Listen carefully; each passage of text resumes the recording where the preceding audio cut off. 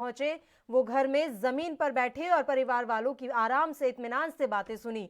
दोनों अधिकारी परिवार की बातों को कागज पर लिख चुके हैं। परिवार अधिकारियों से सवाल किया, जिसका अधिकारियों ने जवाब भी दिया। यह दोनों अधिकारी हाथरस से लौटकर पूरी घटना की रिपोर्ट मुख्यमंत्री योगी आदित्यनाथ को सौंप देंगे। बता दें कि मामले में गठित विशेष जांच दल ने पहली रिपोर्ट राज्य सरकार को सौंप दी है और इस रिपोर्ट के बाद यूपी सरकार ने हाथरस के एसपी और 4 अन्य पुलिसकर्मियों को निलंबित कर दिया था। मुख्यमंत्री योगी द्वारा एसपी समेत 4 पुलिसकर्मियों पर कार्रवाई के निर्देश दिए गए थे और आज अवनीश अवस्थी, एचसी अवस्थी दोनों पहुंचे। उन्होंने पीड़िता के परिवारजनों से मुलाकात की और उन्होंने साफ तौर पर आश्वासन दिया है कि किसी भी सूरत में इस मामले में लापरवाही बर्दाश्त नहीं की जाएगी। पीड़िता को न्याय जरूर दिया जाएगा। परिवार से मुलाकात करने के बाद दोनों अधिकारियों ने एक प्रेस वार्ता भी की और प्रेस वार्ता में उन्होंने तमाम बातें रखी हैं कि क्या कुछ बात परिवार से हुई है, किस तरह का आश्वासन उनके द्वारा दिया गया है और अभी तक क्या कुछ कार्रवाई इस मामले में की गई है।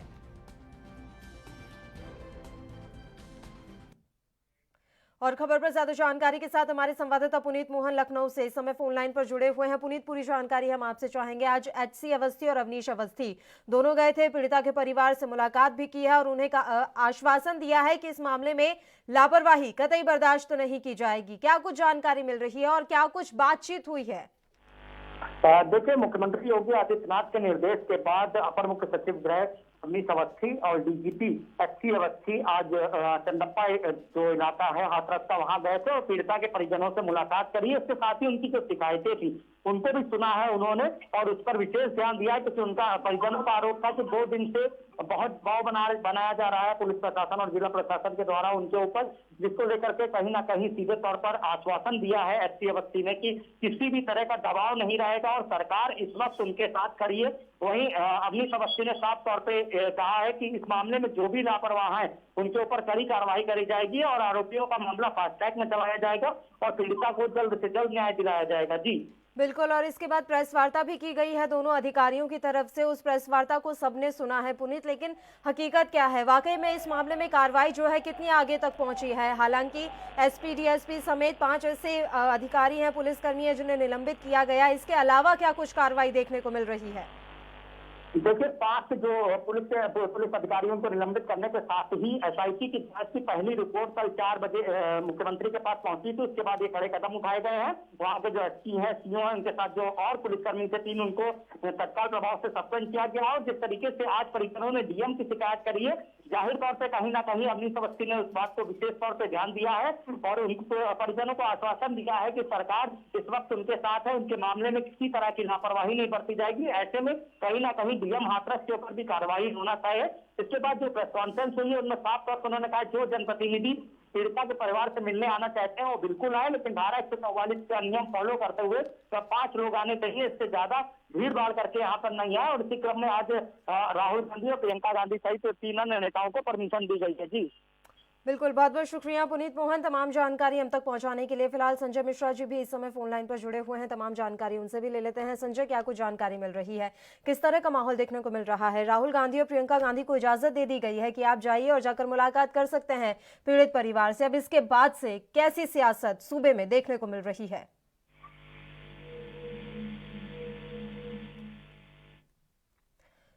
संजय, मेरी आवाज पहुंच रही है आप तक? जी बिल्कुल। जी बिल्कुल, मेरा सवाल ये था कि इस समय सूबे में किस तरह से सियासत गरमाई हुई है। राहुल गांधी और प्रियंका गांधी दोनों को परमिशन दे दी गई है कि वो अब जाकर हाथरस में पीड़ित परिवार से मुलाकात कर सकते हैं। इसके बाद से किस तरह का माहौल? जी बिल्कुल, ऐसे ही हमारे गोंडा जिले के बगल में ही बलरामपुर में भी महिलाओं के साथ दरिंदगी हुई और जो है इसमें कुछ वाम मोर्चा के पदाधिकारी सांकेतिक भूख हड़ताल पर भी बैठे गांधी मैदान में और कुछ आंगनबाड़ी यूनियन कर्मचारी महिला भी योगी सरकार के खिलाफ नारेबाजी की। हाथरस और बलरामपुर की बेटियों के साथ जो दरिंदगी हुई है उनको कहीं न कहीं जो है सजा दी जाए, फांसी की सजा मिले, इसी के खिलाफ उन्होंने नारेबाजी भी की और कहा यदि उनको न्याय नहीं मिलती तो कहीं न कहीं वो फिर आगे ऐसा धरना प्रदर्शन और नारेबाजी करेंगे। बिल्कुल, देखिए, राहुल गांधी और प्रियंका गांधी हाथरस तो जा रहे हैं, वाकई में बलरामपुर में भी बहुत बड़ा मामला हुआ था। क्या वहां जाकर पीड़ित परिवारों से मुलाकात नहीं की जाएगी? जी जी कहीं न कहीं सूबे के मुख्यमंत्री योगी सरकार जी की मौजूदगी में भी एक तरफ लॉ एंड ऑर्डर की बात करते हैं, लेकिन फिर भी आए दिन कहीं न कहीं अपराध जो है बढ़ता जा रहा है। और बलरामपुर मामले में कार्रवाई क्या कुछ की गई है संजय, ये भी जानकारी हम चाहेंगे। जी बलरामपुर मामले में कार्रवाई क्या कुछ की गई है, ये भी जानकारी हम चाहेंगे। जी हाँ, इस पे प्रशासन जब उन्होंने शक्ति अपनाई तो प्रशासन ने अपनी पूरी तरह से जो है कार्रवाई की है और जो है उचित कार्रवाई करने की बात कही है। और अभी तक कार्रवाई हुई क्या है, मैं ये जानकारी चाहूंगी। जो आरोपी हैं क्या उन्हें पकड़ लिया गया है, क्या एफआईआर दर्ज हुई है, और पीड़ितों को क्या किसी तरह का कोई मुआवजा सरकार की तरफ से दिया गया है? जी हाँ जी, उसमें तो आरोपी को गिरफ्तार कर लिया गया, बाकी और कानून पूरी तरह से कार्रवाई कर रही है और ऐसा सुनने में आ रहा है। और हाथरस मामले पर आपसे जानकारी चाहूंगी। आज अवनीश अवस्थी और एचसी अवस्थी ने मुलाकात की पीड़ित परिवारों से, तो क्या कुछ जानकारी मिल रही है? जो पीड़ित परिवार है क्या अब खुश है? क्या वो अब आश्वासन में, उनको आश्वासन दिया गया कि कार्रवाई हो जाएगी, तो क्या इस आश्वासन के बाद उनमें थोड़ा बहुत संतोष नजर आ रहा है? जी बिल्कुल हाँ, कहीं न कहीं जो है मतलब कहीं न कहीं इनको जो है जो जानकारियां मिल रही है उसमें कहीं न कहीं कुछ तो जो है छूट दी गई है। बिल्कुल, बहुत बहुत शुक्रिया संजय, आप हमारे साथ जुड़े, तमाम जानकारी आपने हम तक पहुंचाई। तो हाथरस में कथित रूप से सामूहिक बलात्कार पीड़िता के परिजनों से मिलने अपर मुख्य सचिव और पुलिस महानिदेशक शनिवार को हाथरस पहुंचे। अवनीश अवस्थी और डीजीपी एचसी अवस्थी पीड़ित परिवार से मुलाकात की, घर में जमीन पर बैठकर परिवार वालों की बातें सुनी। दोनों अधिकारी परिवार की बातों को कागज पर लिख चुके हैं और अब जाकर जो रिपोर्ट है वो मुख्यमंत्री योगी आदित्यनाथ को सौंपी जाएगी। और आइए अब बढ़ते हैं अगली खबर की ओर। ऐसा ही कुछ मामला छत्तीसगढ़ के राजनांदगांव से भी सामने आया। देखिए, जहां पूरा देश उत्तर प्रदेश में हुई बलात्कार की घटना पर आक्रोशित है, तो वहीं दूसरी ओर राजनांदगांव शहर में एक ऐसा परिवार भी निवास करता है जिस परिवार के एक नाबालिग बेटी के साथ 1 माह पहले बलात्कार जैसा घिनौना कृत्य सामने आया था। यह परिवार किराए के मकान में रहता था। रेप जैसी वारदात सामने आने के बाद मकान मालिक ने पूरे पीड़ित परिवार को घर से बाहर निकाल दिया। अब हालात ये हो चुके हैं कि रेप पीड़िता अब अपने परिवार सहित दर-दर की ठोकरें खाने को मजबूर है। हालांकि वार्ड पार्षद द्वारा उन्हें अस्थायी रूप से एक सामुदायिक भवन में आश्रय दिया गया है, लेकिन अभी किसी तरह का न्याय पीड़िता और उसके परिवारजनों को नहीं मिल सका है।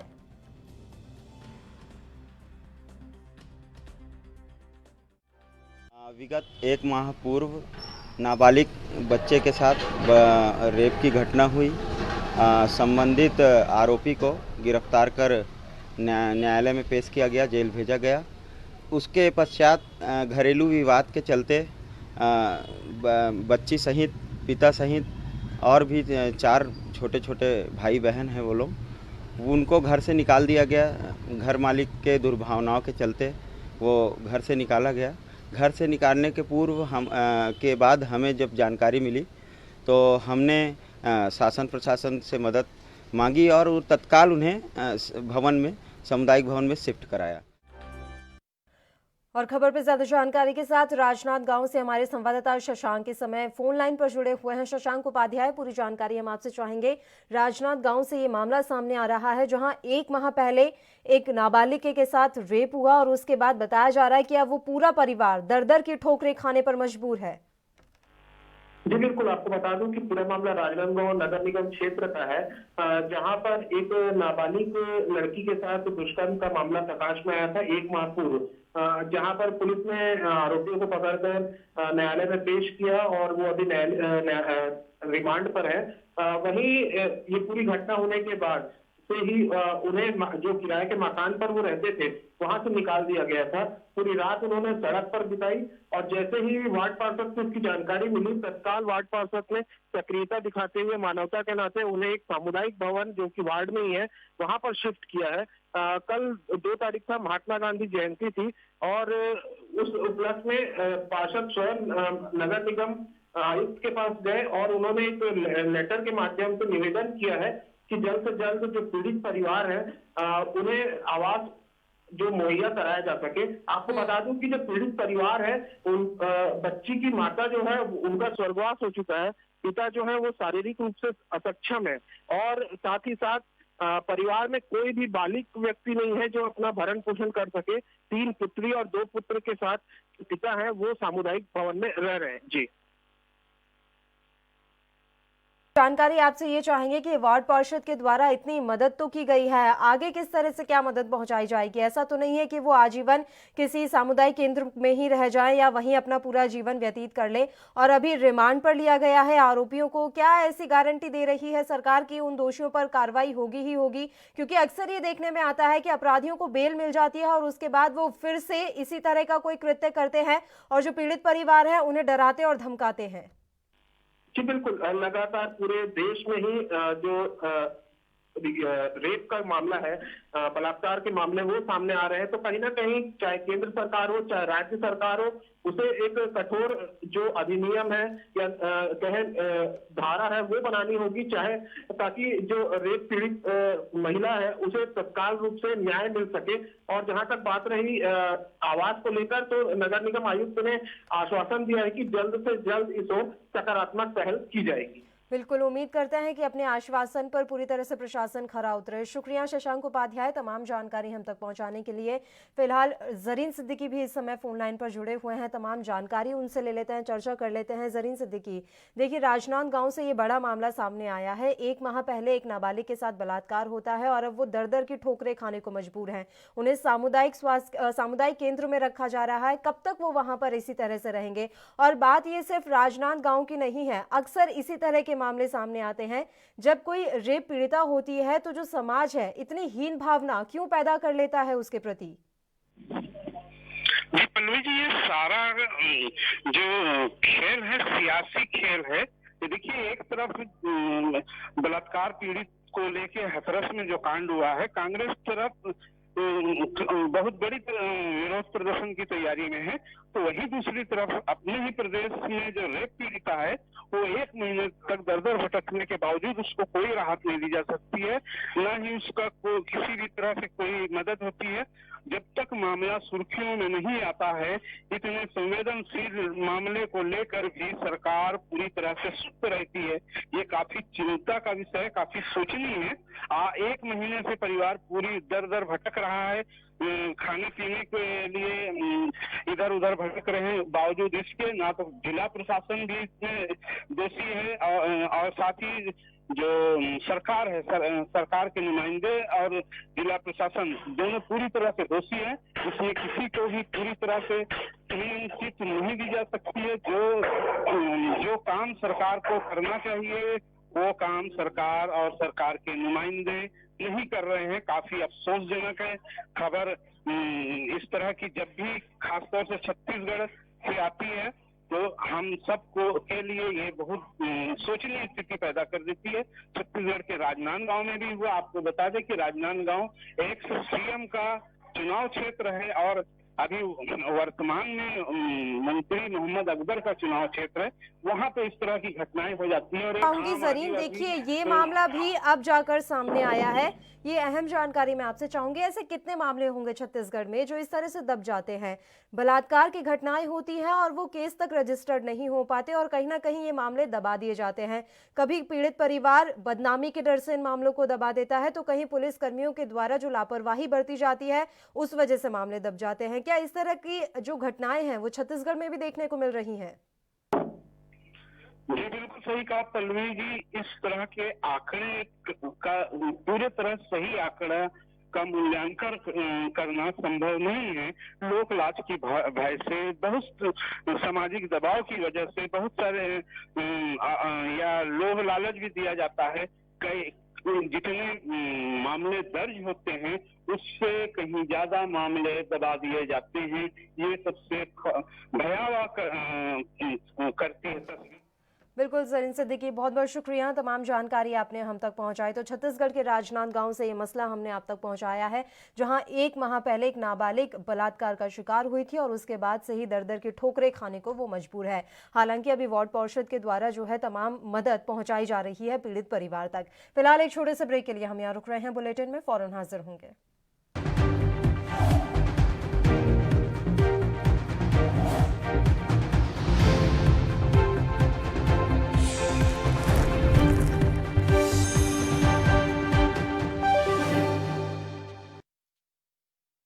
क्या आप दुबले पतले कमजोर हैं, आपकी सेहत नहीं बनती?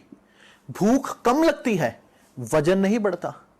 दरअसल मेन बात खाना पीना खाना नहीं है, मेन बात है खाया पिया लगना। और अगर खाया पिया लगेगा ही नहीं तो सेहत बनेगी कैसे? इसलिए हमारी संस्था सन्यासी आयुर्वेदा ने एक ऐसी दवा बनाई है जो कि आपके पाचन तंत्र को, आपके लीवर सिस्टम को ठीक करने का काम करती है, ताकि आप जो भी खाएं उसका पूरे का पूरा निचोड़ आपके शरीर को लगे, आपकी भूख बढ़े, खाया पिया सही से लगे, नया खून बने, हड्डियों में जान आए, वजन बढ़े, ताकत बढ़े, चेहरे पर नूर आए और आप मोटे तगड़े खूबसूरत पर्सनैलिटी के मालिक बन जाएं। यह दवा पूरी तरह से आयुर्वेदिक होती है। इसका शरीर पर कोई भी साइड इफेक्ट, कोई भी नुकसान या दुष्प्रभाव नहीं होता। लड़के लड़कियां दोनों इसका इस्तेमाल कर सकते हैं और पहले 15 दिन के अंदर ही आपको इसका असर महसूस हो जाएगा। सिर्फ 650 रुपए की पूरे 1 महीने की दवा होती है और आप इसे घर बैठे 01145454545 पर फोन करके दवा मंगवा सकते हैं।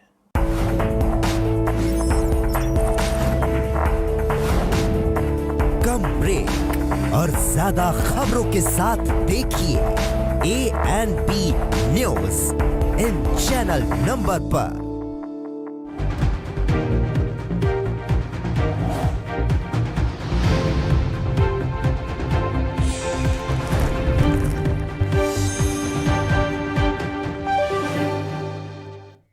ब्रेक के बाद एक बार फिर से आप सभी का स्वागत है और इस वक्त की बड़ी खबर से आपको रूबरू करवा देते हैं। बिहार विधानसभा चुनावों को लेकर ये अहम खबर ANP न्यूज आप तक पहुंचा रहा है। महागठबंधन में सीटों का बंटवारा हो गया है।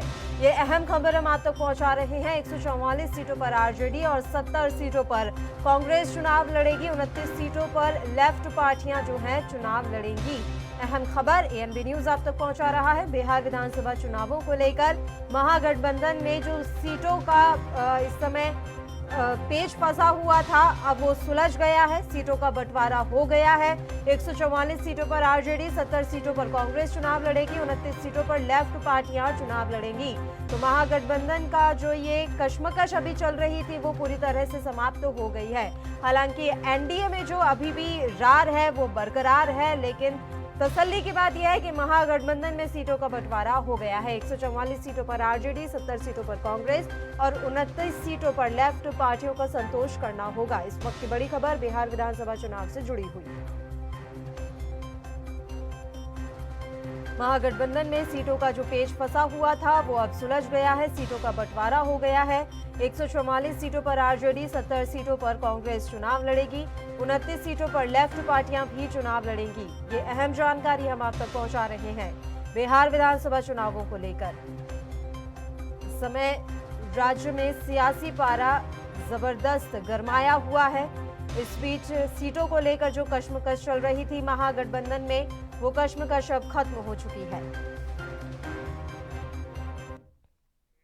और आइए रुक करते हैं अगली खबर का। सुशांत सिंह राजपूत मामले में कांग्रेस के प्रदेश प्रवक्ता सचिन सावंत से ANP न्यूज ने बातचीत कर उन्होंने अपनी प्रतिक्रिया जाहिर की। सावंत ने बताया कि मुंबई पुलिस सही दिशा में ईमानदारी से जांच कर रही थी, लेकिन बीजेपी ने जानबूझकर पूरे मामले से ध्यान भटकाने के लिए सोशल मीडिया का सहारा लेकर पूरे मामले में झूठे आरोप लगाए, जब सुप्रीम कोर्ट ने भी मुंबई पुलिस की जांच को सही बता दिया। सावंत ने SIT गठित कर पूरे मामले में बीजेपी द्वारा तैयार की गई फेक सोशल मीडिया को भी अब जांच के दायरे में लाने की मांग की है।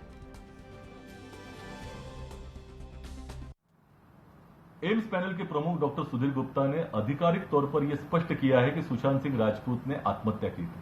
निश्चित तौर पर अभी यह पूरी तरह से स्पष्ट हो चुका है कि मुंबई पुलिस की जांच ईमानदारी से हो रही थी, सही दिशा में जा रही थी, जो कि उच्चतम न्यायालय ने भी अपने निर्णय में मान्य किया था। एक बहुत ही बड़ा षड्यंत्र मोदी सरकार और भारतीय जनता पार्टी के नेताओं ने तैयार किया था और जिसका उद्देश्य देश में जितने भी भारतीय जनता पार्टी की विफलताएं, मोदी सरकार की विफलताएं, उससे ध्यान लोगों का बटाना। दूसरी ओर सुशांत सिंह राजपूत के प्रकरण का इस्तेमाल ऊंची राजनीति के लिए बिहार चुनाव में करना, तीसरी ओर जो विपक्ष की सरकार है महाराष्ट्र विकास आघाड़ी सरकार, उसको बदनाम करना और मुंबई पुलिस को बदनाम करना, ये था, इसमें कोई दो राय नहीं।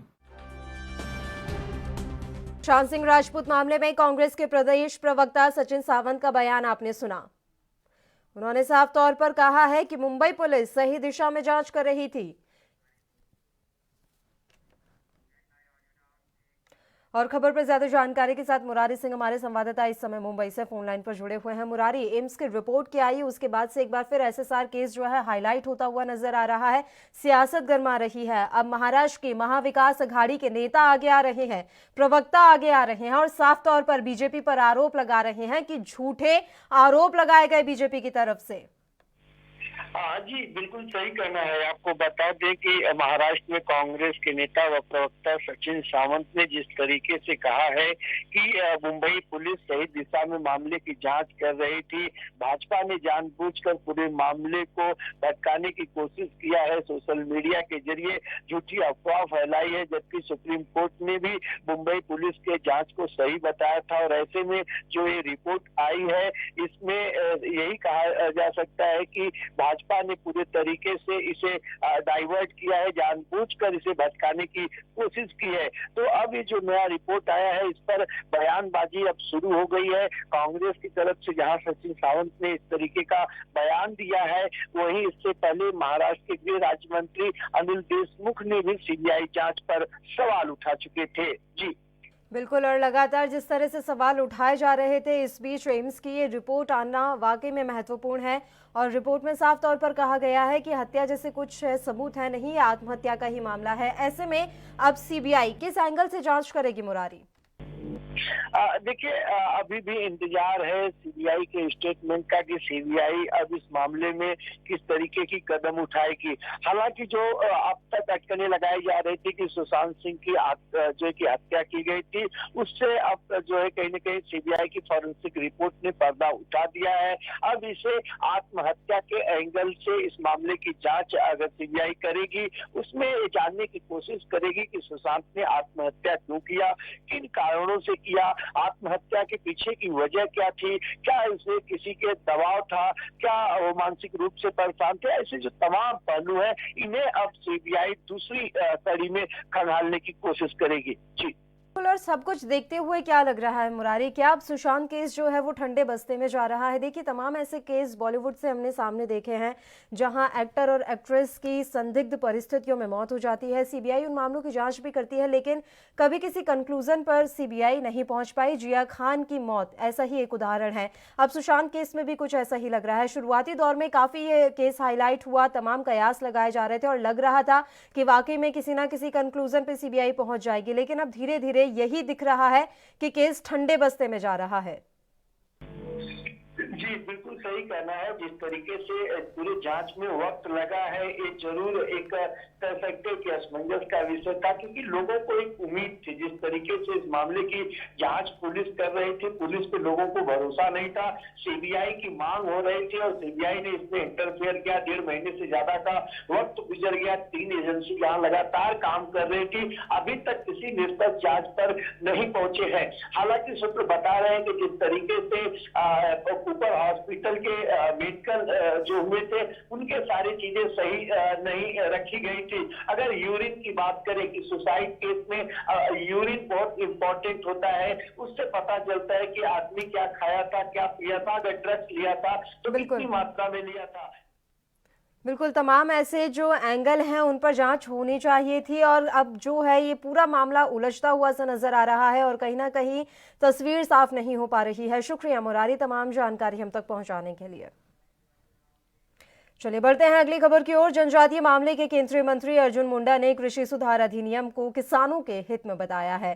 शनिवार को रांची में बीजेपी प्रदेश मुख्यालय में मीडिया से बात करते हुए उन्होंने कहा कि इस अधिनियम में जो प्रावधान किए गए हैं उससे किसानों की आर्थिक स्थिति अच्छी होगी और वह देश की अर्थव्यवस्था में हिस्सेदार बन सकेगा। उन्होंने कहा कि इस कानून में किसानों के हित को ध्यान में रखते हुए ऐसे प्रावधान किए गए हैं जिससे आने वाले समय में किसानों की आय दोगुनी होगी। उन्होंने एक्ट के एक एक बिंदु पर स्थिति स्पष्ट करते हुए कहा कि किसान के पास अब अपनी उपज बेचने के विकल्प खुले हुए हैं। वह चाहे तो मंडी में जाकर अपना अनाज बेच सकता है। अब उसके पास खुले बाजार का भी विकल्प होगा। इस मौके पर झारखंड बीजेपी प्रदेश अध्यक्ष दीपक प्रकाश भी उपस्थित थे। सरकार ने एमएसपी के बारे में भारत की संसद में भी स्पष्ट किया है और बाहर भी आज आपके बीच में भी हम कह रहे हैं। और अभी अभी आपने देखा होगा कि कृषि मंत्री ने भारत के संसद में ये कहा कि जो एक्ट के आधार पर बाजार होता है उसके अलावा एक नया ऑप्शन भी किसानों के लिए, किसानों के उपज के लिए हमने ये बनाया है, ये प्रस्तुत किया है। भारत सरकार ने ये स्पष्ट किया है कि जो एमएसपी है, मिनिमम सपोर्ट प्राइस है, वो मिनिमम सपोर्ट प्राइस बरकरार रहेगा और इस वर्ष का भी मिनिमम सपोर्ट प्राइस को घोषित कर दिया गया। ये एक्ट पास होने के बाद बुलेटिन में फिलहाल एक छोटे से ब्रेक के लिए हम यहाँ रुक रहे हैं। आप कहीं मत जाइएगा, फौरन हाजिर होंगे।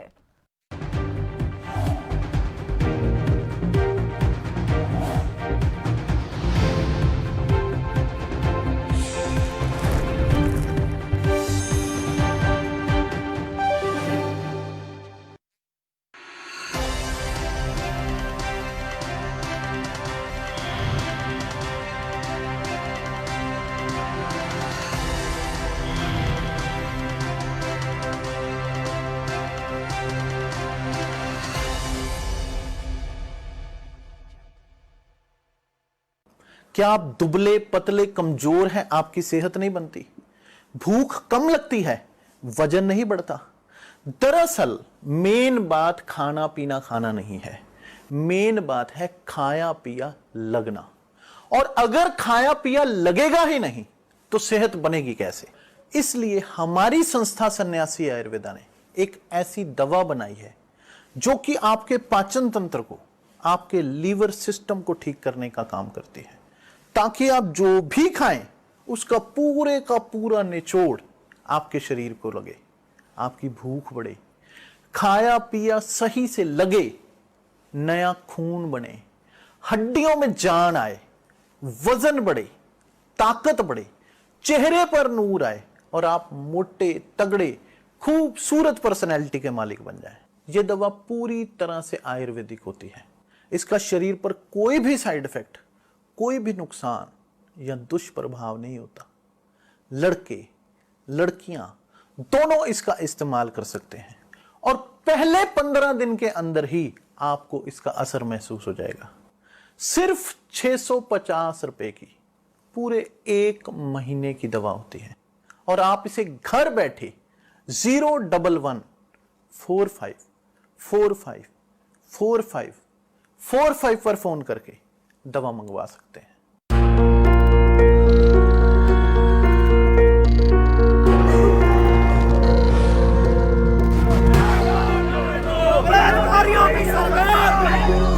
लड़कियों का बलात्कार प्रतिदिन हो रहा है, क्या कर रही है सरकार? हत्यारों को फांसी दो, फांसी दो, ये आवाज पूरे देश में गूंज रही है। कब तक देश में ऐसे ही एक के बाद एक ऐसे केस सामने आते रहेंगे और ऐसे ही निर्भया अपनी जिंदगी से जंग हारती जाएंगी? तो क्यों नहीं ऐसे सख्त कानून बनाए जाते कि जिसके बारे में सोच करके भी रूह कांप उठे ऐसा अपराध करने से पहले? हाथरस में जो गैंगरेप पीड़िता का दाह संस्कार किया गया है, उसको लेकर के भी अब सवाल उठ रहे हैं। विपक्ष इस पूरे मामले पर यूपी सरकार पर निशाना साध रहा है। इस घटना ने प्रशासनिक सिस्टम की पोल खोलकर रख दी, पुलिस को कटघरे में खड़ा कर दिया। पूछ रहा ANB न्यूज, बलात्कार आखिर कब तक?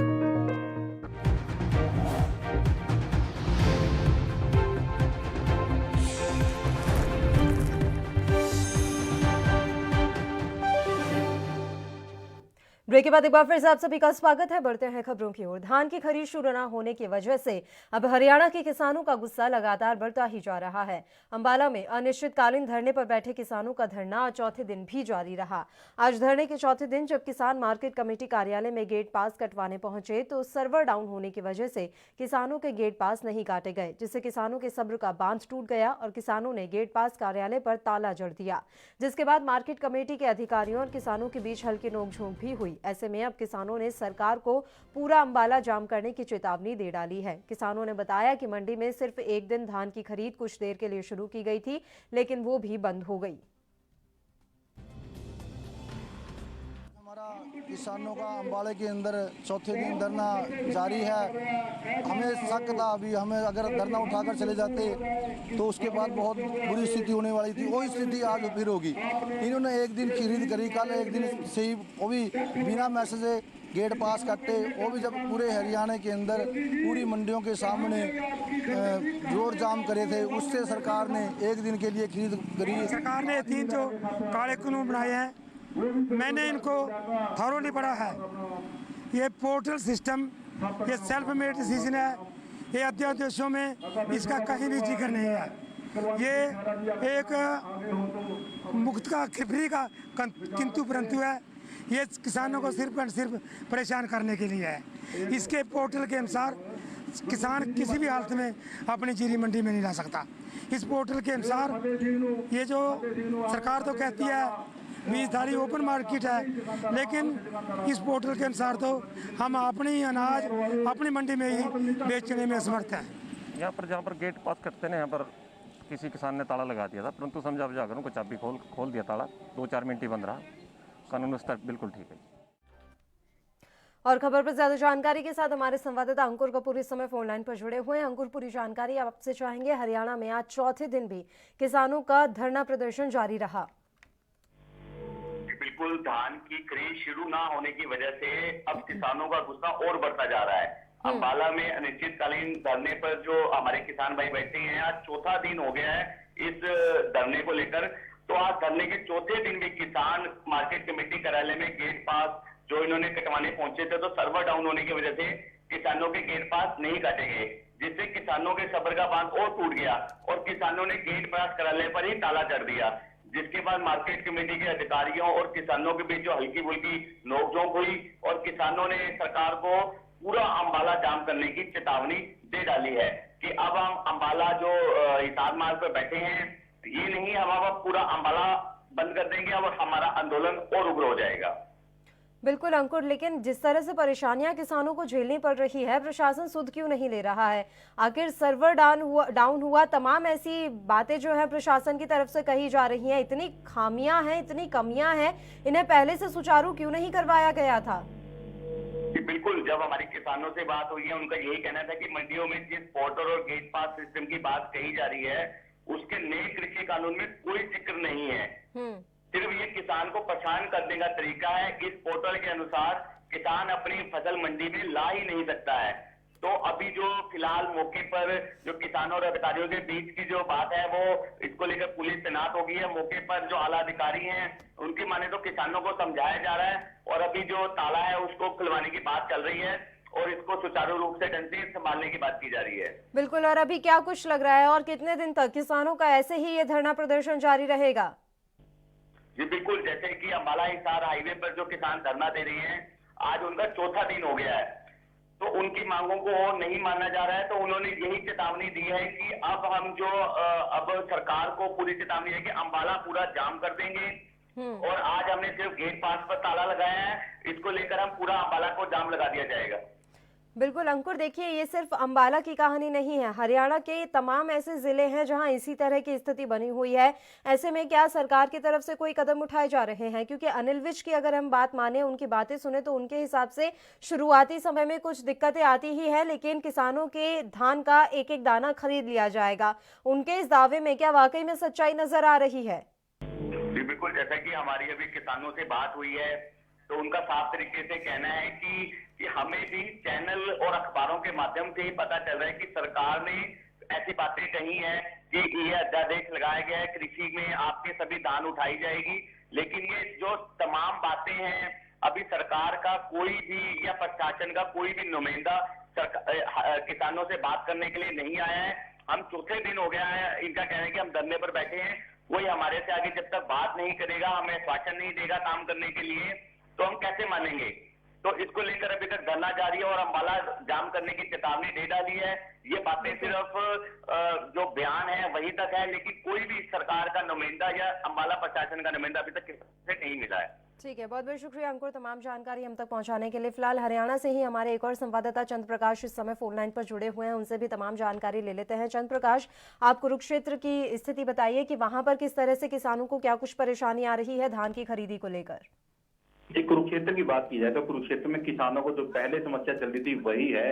अभी फिलहाल कुरुक्षेत्र में ताजा स्थिति ये है कि कुरुक्षेत्र में जो 3 जगह से एक जगह किसानों ने धरना दिया हुआ था, वहां से धरना उठा लिया है और किसानों को समझाया बुझाया गया है। कुरुक्षेत्र के तमाम प्रशासन ने किसानों को समझाया है कि धान की खरीद जो आपकी सुचारू रूप से की जाएगी। आज से धान की खरीद सुचारू रूप से शुरू कर दी गई है और हरियाणा प्रदेश से जो एसीएस है, खाद्य आपूर्ति विभाग के ठेकेदार और तमाम अधिकारी हैं, उन्होंने भी मंडियों का दौरा किया है। कहीं ना कहीं खुद कह रहे हैं कि सुचारू रूप से किसानों की धान खरीदी जाएगी और आज से धान की खरीद भी शुरू हो गई है और जो तमाम व्यवस्थाएं थी उसका भी उन्होंने जायजा लिया है। व्यवस्थाएं किस तरह से दिख रही हैं चंद्र प्रकाश? व्यवस्थाएं पूरी तरह से मुस्तैद हैं या नहीं? क्योंकि अंबाला में भी एक दिन तो धान की खरीद हुई, उसके बाद से धान की खरीद नहीं हो पाई, तो कहीं ऐसी स्थिति वहां ना बन जाए। जी, व्यवस्थाओं की बात की जाए तो व्यवस्थाओं में वही ढाक के 3 बात दावे जरूर करती है प्रशासन कि उनकी एक एक फसल के एक एक दाने को खरीदा जाएगा, कब खरीदा जाएगा, इसी को लेकर ही हरियाणा प्रदेश की जो बात की जाए, कुरुक्षेत्र की बात की जाए तो कुरुक्षेत्र में किसान धरना प्रदर्शन आए दिन कर रहे हैं और प्रदेश की सरकार या हरियाणा की सरकार की बात की जाए तो कहीं ना कहीं दावे जरूर कर दिया, मगर किसान अभी संतुष्ट नहीं दिखाई दे रहे। बिल्कुल, और किसानों का क्या कुछ कहना है कि अगर स्थितियां ऐसी बनी रही तो क्या वो भी अनिश्चितकालीन धरने पर चले जाएंगे? जी, कुरुक्षेत्र की बात की जाए पिछले 3 दिन से लगातार धरना जारी था, मगर अब प्रशासन के समझाने बुझाने के बाद उन्होंने अपना धरना हटा लिया कि कुरुक्षेत्र हिसार अम्बाला जो हिसार मार्ग था उसको ब्लॉक किया हुआ था और प्रशासन के अधिकारी ने उनको समझाया। एसडीएम तक तमाम वो अधिकारी पहुंचे हैं और उसके बाद किसानों ने अपनी फसल जो बेचनी शुरू कर दी है। कुल चंद्र प्रकाश, बहुत बहुत शुक्रिया तमाम जानकारी हम तक पहुंचाने के लिए।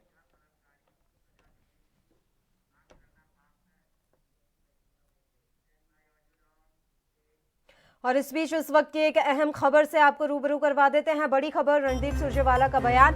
कांग्रेस नेता रणदीप सुरजेवाला ने ताबड़तोड़ कई सवाल खड़े किए हैं। उन्होंने ट्वीट कर तमाम सवाल खड़े किए, तमाम बातें कही हैं। उन्होंने कहा कि क्या बलात्कारी को सजा देने की मांग करना पाप है? ये बड़ा सवाल। क्या पीड़ित के परिवार के लिए न्याय की गुहार लगाना पाप है? ये तमाम बातें रणदीप सुरजेवाला की तरफ से कही गई है। क्या पीड़िता के परिवार के साथ खड़ा हो उनके आंसू पोंछना पाप है? अगर अपराध और पाप है तो राहुल जी ये अपराध बार बार करेंगे। कांग्रेस नेता रणदीप सुरजेवाला ने ताबड़तोड़ कई सवाल खड़े किए हैं। एएनबी न्यूज आप तक पहुंचा रहा है। रणदीप सुरजेवाला ने हाथरस केस को लेकर ये तमाम सवाल खड़े किए। उनका कहना है कि क्या पीड़िता के परिवार के लिए न्याय की गुहार लगाना पाप है? ये सवाल उन्होंने पूछा है। साथ ही उन्होंने कहा कि क्या पीड़िता के परिवार के साथ खड़ा हो उनके आंसू पोंछना पाप है? अगर अपराध और पाप है तो राहुल जी ये अपराध बार बार करेंगे।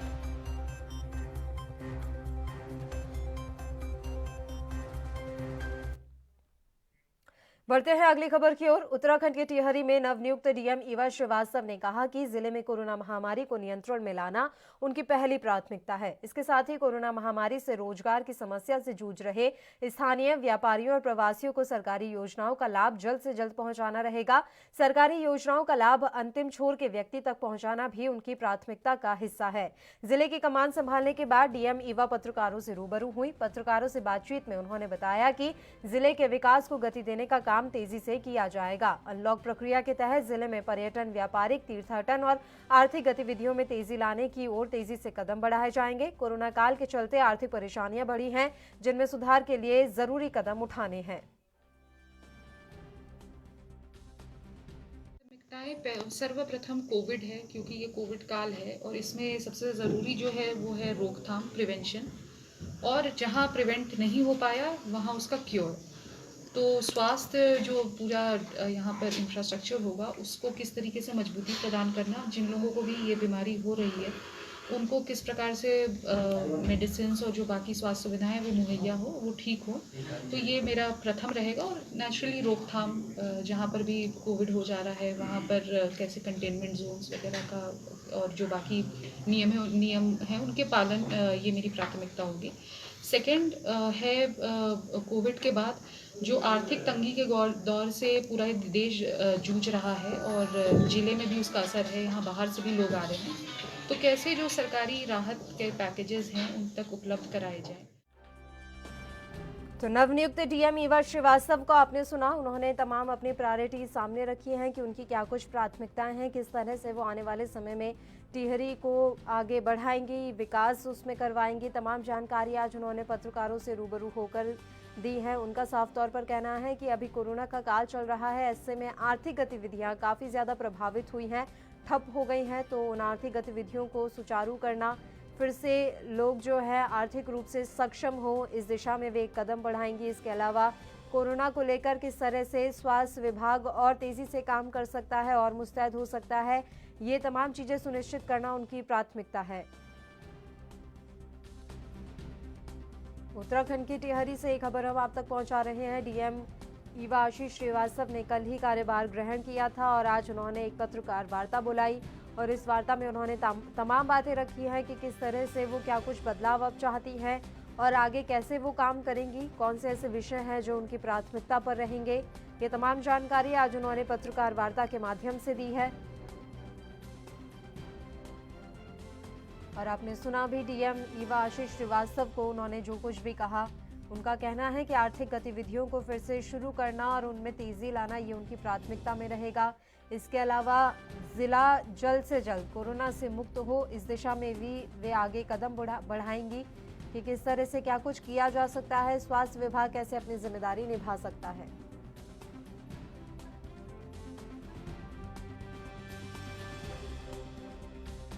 उत्तराखंड के टिहरी से ये एक खबर हम आप तक पहुंचा रहे हैं। टिहरी के नवनियुक्त डीएम ने कार्यभार कल ग्रहण किया और आज उन्होंने प्रेस वार्ता की है और प्रेस वार्ता में उन्होंने ये बात कही है कि जिले को कोरोना से मुक्त कराना उनका सर्वप्रथम लक्ष्य है, ये प्राथमिकता रहेगी। आर्थिक गतिविधियों को लेकर तीर्थ जो स्थल है, जो पर्यटन स्थल है, उनको लेकर उन्होंने तमाम बातें कही हैं। जल्द से जल्द आर्थिक गतिविधियां सुचारू रूप से चलें, तेजी आए उनमें। लोग जो इस समय बेरोजगारी की मार झेल रहे हैं, युवा जो इस समय बेरोजगार हैं, उन्हें रोजगार कैसे मिले, तमाम बातें उन्होंने कही।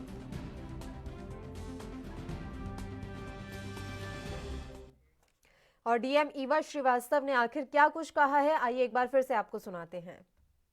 काल है और इसमें सबसे ज़रूरी जो है वो है रोकथाम, प्रिवेंशन, और जहाँ प्रिवेंट नहीं हो पाया वहाँ उसका क्योर। तो स्वास्थ्य जो पूरा यहाँ पर इंफ्रास्ट्रक्चर होगा उसको किस तरीके से मजबूती प्रदान करना, जिन लोगों को भी ये बीमारी हो रही है उनको किस प्रकार से मेडिसिन और जो बाकी स्वास्थ्य सुविधाएं वो मुहैया हो, वो ठीक हो। तो ये मेरा प्रथम रहेगा। और नेचुरली रोकथाम, जहाँ पर भी कोविड हो जा रहा है वहाँ पर कैसे कंटेनमेंट जोन्स वगैरह का और जो बाकी नियम हैं उनके पालन, ये मेरी प्राथमिकता होगी।